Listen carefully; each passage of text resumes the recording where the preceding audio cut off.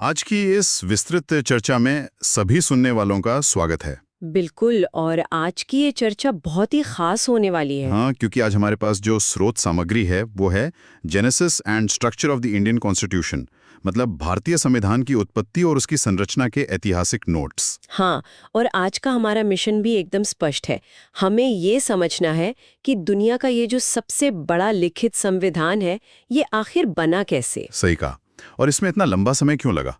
मतलब कैसे इसमें दुनिया भर के अलग अलग देशों से बेहतरीन विचारों को शामिल किया गया। और वो भी बिना किसी भारी भरकम कानूनी शब्दावली के।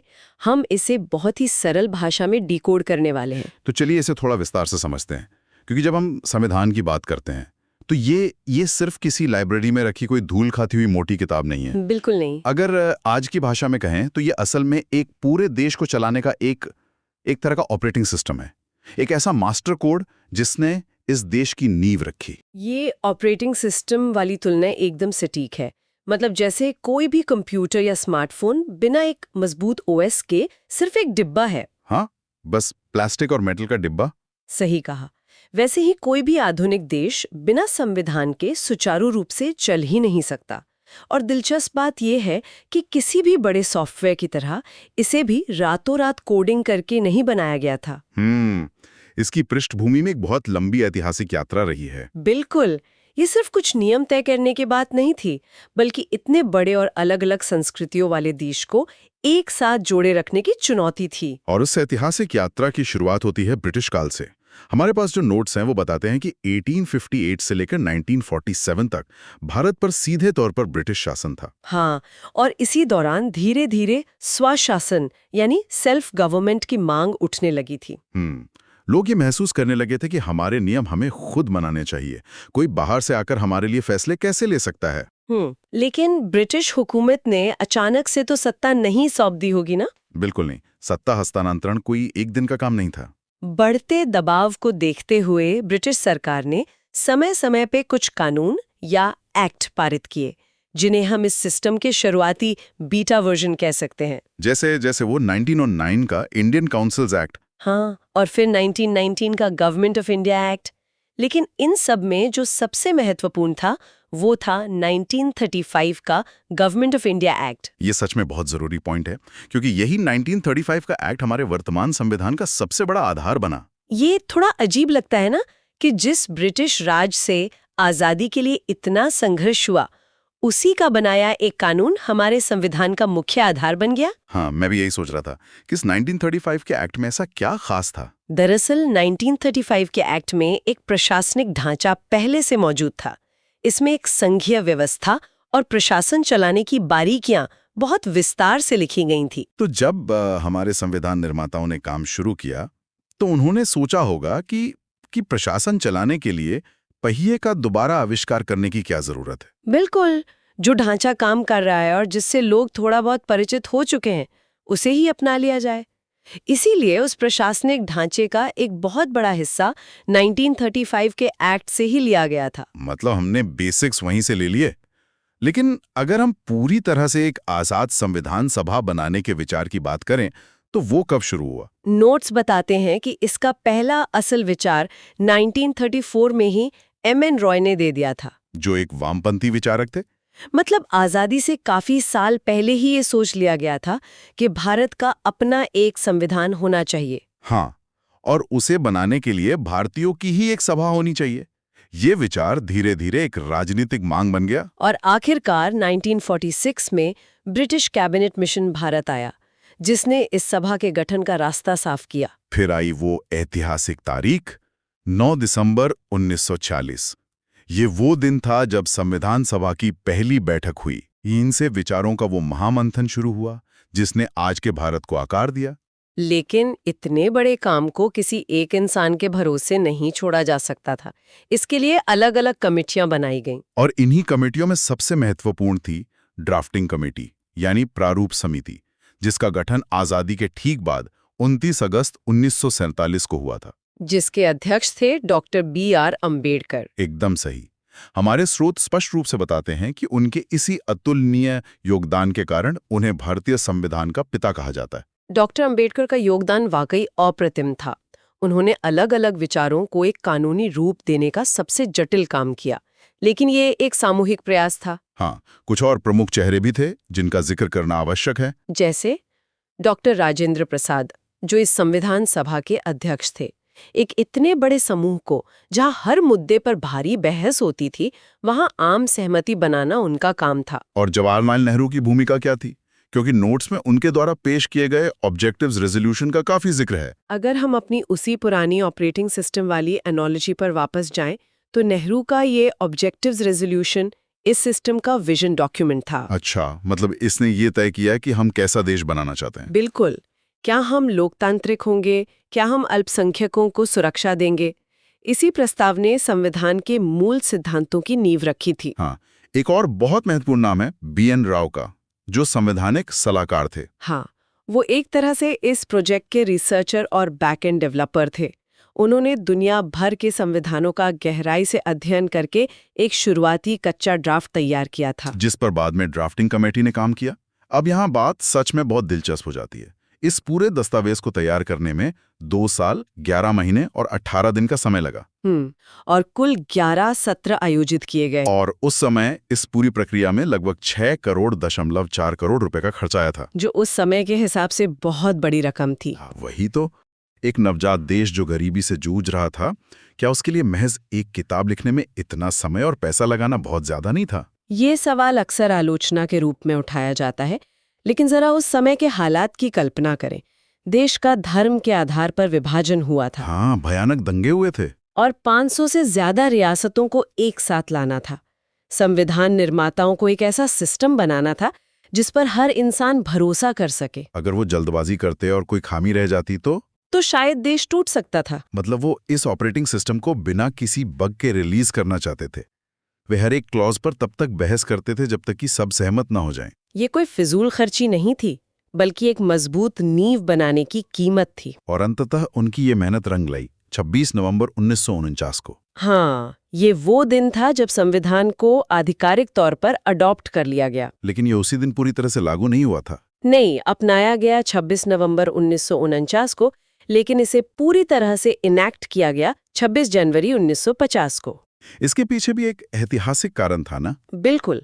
26 जनवरी की तारीख को जानबूझकर चुना गया था, क्योंकि 1930 में इसी दिन भारतीय राष्ट्रीय कांग्रेस ने पूर्ण स्वराज का प्रस्ताव पारित किया था।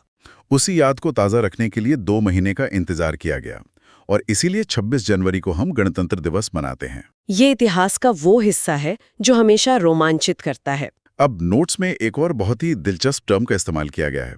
भारतीय संविधान को अक्सर बैग ऑफ बोरोइंग्स कहा जाता है, यानी उधार का थैला। हाँ, जब कोई ये सुनता है तो ऐसा लगता है जैसे हमने अपना कुछ नहीं सोचा, बस दुनिया भर के देशों के कानून उठाए और कॉपी पेस्ट कर दिए। क्या हमने सच में ऐसा किया था? यहाँ जो बात सबसे आकर्षक है वो ये है कि ये एक बहुत बड़ी गलत फहमी है। बैग ऑफ बोरोइंग्स का मतलब आंखें बंद करके नकल करना नहीं है। तो फिर क्या है? इसे आप दुनिया के बेस्ट प्रैक्टिसेस को अपनाना कह सकते हैं। जो चीजें दुनिया के दूसरे देशों में सफलतापूर्वक काम कर रही हैं, उन्हें हम खरोच से क्यों शुरू करें? अच्छा, क्यों ना उन बेहतरीन विचारों को लें और उन्हें अपनी भारतीय जरूरतों के हिसाब से ढाल लें? बिल्कुल। तो चलिए देखते हैं कि हमने दुनिया से क्या-क्या लिया। ब्रिटेन से हमने संसदीय प्रणाली और कानून का शासन लिया। लेकिन हमने अमेरिका की तरह राष्ट्रपति प्रणाली क्यों नहीं ली, जहां एक ताकतवर राष्ट्रपति होता है? ये एक बहुत ही सोचा समझा फैसला था। भारतीय लोग पिछले कई दशकों से ब्रिटिश सिस्टम को देख रहे थे। दूसरा कारण ये था कि भारत जैसे विविधता वाले देश में रोजाना जवाबदेही ज्यादा जरूरी थी, जो कि संसदीय प्रणाली में ही मुमकिन है। समझ गया। और अमेरिका से क्या लिया? अमेरिका से मौलिक अधिकार और न्यायिक समीक्षा का विचार आया। मौलिक अधिकार तो स्पष्ट हैं, लेकिन ये न्यायिक समीक्षा या जुडिशियल रिव्यू क्या है? इसे आप सिस्टम का एंटीवायरस मान सकते हैं। मतलब अगर सरकार कोई ऐसा कानून बनाती है जो संविधान के खिलाफ है, तो सुप्रीम कोर्ट उस कानून को रद्द कर सकता है। अरे वाह! इसके बाद आयरलैंड का जिक्र है, जहां से नीति निदेशक तत्व या डीपीएसपी आए। डीपीएसपी को ऐसे समझें कि ये आने वाली सरकारों के लिए एक मॉरल कंपस है। उस वक्त देश के पास इतने पैसे नहीं थे कि सबको मुफ्त शिक्षा दी जा सके। इसलिए उन्होंने इन्हें मौलिक अधिकारों में नहीं डाला, बल्कि डीपीएसपी में डाल दिया। ताकि जब भी संसाधन हो सरकार नीतियां बनाते समय इनका ध्यान रखे। बिल्कुल। फिर कनाडा से हमने एक मजबूत केंद्र वाली संघीय व्यवस्था का मॉडल लिया। अमेरिका में भी तो राज्य और केंद्र हैं, तो कनाडा ही क्यों? क्योंकि अमेरिका में राज्यों के पास बहुत ताकत है। 1947 में भारत बंटवारे के दर्द से गुजर रहा था। अगर हम केंद्र को कमजोर रखते तो देश के टुकड़े होने का डर था। इसीलिए हमने कनाडा का मॉडल अपनाया, जहां जरूरत पड़ने पर केंद्र ज्यादा ताकतवर हो जाता है। ये सच में एक मास्टर स्ट्रोक था। इसके अलावा ऑस्ट्रेलिया से समवर्ती सूची का विचार आया, जर्मनी से आपातकालीन प्रावधान लिए गए, और रूस से यानी तब की यूएसएसआर से मौलिक कर्तव्य का विचार आया कि सिर्फ अधिकार ही नहीं, नागरिकों की जिम्मेदारियां भी होनी चाहिए। और दक्षिण अफ्रीका से संविधान संशोधन की प्रक्रिया को अपनाया गया। तो इन सबको देखने के बाद ये साफ है कि ये कोई कॉपी पेस्ट का काम नहीं था। हमने व्यवस्थाएं अपनाई, लेकिन उन्हें अपने हिसाब से संतुलित किया। और इसी विस्तार से हर चीज को लिखने का नतीजा है इस दस्तावेज का आकार। 1950 में जब ये मूल संविधान लागू हुआ था, तब इसमें 395 अनुच्छेद, 8 अनुसूचियां और 22 भाग थे। और आज संशोधनों के बाद ये 470 से अधिक अनुच्छेदों, 12 अनुसूचियों और 25 भागों तक पहुंच गया है। ये दुनिया का सबसे लंबा लिखित संविधान है। इसके लंबा होने के पीछे हमारे देश का आकार और उसकी जटिलता सबसे बड़ा कारण है। यहाँ इतनी विविधता है कि हर चीज को स्पष्ट रूप से लिखना जरूरी था। अगर हम इसकी मुख्य विशेषताओं पर नजर डालें तो ये संघीय है, लेकिन आपातकाल में एकात्मक बन जाता है। इसके साथ ही 6 मुख्य मौलिक अधिकार हैं। पहले ये 7 थे, और एक स्वतंत्र न्यायपालिका है। एक और विशेषता जिसका जिक्र हमारी स्रोत सामग्री में है, वो है धर्मनिरपेक्ष राज्य। मतलब राज्य या सरकार का अपना कोई धर्म नहीं है। बिल्कुल। तो हमने 1950 में एक शानदार सिस्टम लॉन्च कर दिया। तो इस सब का असल में क्या मतलब है? मतलब समय के साथ समाज बदलता है तो संविधान कैसे बदला? यहीं पर सबसे बड़ी खूबी सामने आती है संशोधन की। इसे आप सॉफ्टवेयर अपडेट्स कह सकते हैं। अब तक कई महत्वपूर्ण ऐतिहासिक अपडेट्स हो चुके हैं। हमारे नोट्स में कुछ सबसे बड़े संशोधनों का वर्णन है, जैसे 42वां संशोधन, जिसे मिनी संविधान कहा जाता है। हाँ, इसमें समाजवादी, धर्मनिरपेक्ष और अखंडता जैसे शब्द जोड़े गए थे। हम यहाँ पूरी तरह से निष्पक्ष रूप से केवल एक ऐतिहासिक तथ्य के रूप में ये बता रहे हैं। इसके बाद 44वां संशोधन आया, जिसके जरिए संपत्ति के अधिकार को मौलिक अधिकारों की सूची से हटा दिया गया। ऐसा क्यों किया गया? किसी का मौलिक अधिकार छीनना तो बहुत बड़ी बात है। क्योंकि सरकार को जमींदारी प्रथा खत्म करनी थी और विकास के लिए जमीनों की जरूरत थी। लोग कोर्ट चले जाते थे, जिससे विकास रुक जाता था। अच्छा, इसलिए इसे हटाकर सामान्य कानूनी अधिकार बना दिया गया। फिर आते हैं 73वें और 74वें संशोधन, जिन्होंने सत्ता का विकेंद्रीकरण किया। पंचायती राज और शहरी स्थानीय निकायों को संवैधानिक दर्जा दिया गया। मतलब सत्ता को सिर्फ दिल्ली में रखने के बजाय सीधे गांव और शहरों के वार्ड्स तक पहुंचा दिया गया। और यही एक जीवन संविधान की निशानी है, जो समय के साथ खुद को अपडेट कर सके। तो अगर हम पूरे एपिसोड के मुख्य बिंदुओं को समेटें तो ऐतिहासिक पृष्ठभूमि से लेकर केंद्र राज्य संबंधों और स्थानीय शासन तक संविधान एक विस्तृत खाका है जो देश को सुचारू रूप से चलाता है। और सुनने वालों के लिए ये समझना बहुत जरूरी है कि हमारे अधिकार और सरकार की सीमाएं कहाँ से आई हैं। बिल्कुल, ये जानना हर जागरूक नागरिक के लिए आवश्यक है कि हमारी न्याय प्रणाली कैसे काम करती है। इस चर्चा के अंत में अगर हम इसे व्यापक संदर्भ से जोड़कर देखें, संविधान निर्माताओं ने 1950 के दशक में दुनिया भर से बेहतरीन विचार लेकर ये संविधान बनाया था, जिसे बनने में लगभग 3 साल लगे। आज जब दुनिया डिजिटल और आर्टिफिशियल इंटेलिजेंस की तरफ तेजी से बढ़ रही है, तो क्या भविष्य में हमें इन उधार लिए गए या पुराने संवैधानिक विचारों को पूरी तरह से एक नए डिजिटल युग के अनुकूल बनाने के लिए किसी नए वैश्विक बैग ऑफ बोरोइंग्स की आवश्यकता पड़ेगी? ये वाकई एक सोचने पर मजबूर करने वाला सवाल है। तकनीक जिस गति से बदल रही है, शायद भविष्य के अधिकार और कानून भी उसी तेजी से बदलने पड़ेंगे। क्या हमारा ये पुराना ऑपरेटिंग सिस्टम उस नए युग का भार उठा पाएगा? ये सोचने वाली बात है। इसी विचार के साथ हम आज की इस विस्तृत चर्चा को यहीं समाप्त करते हैं।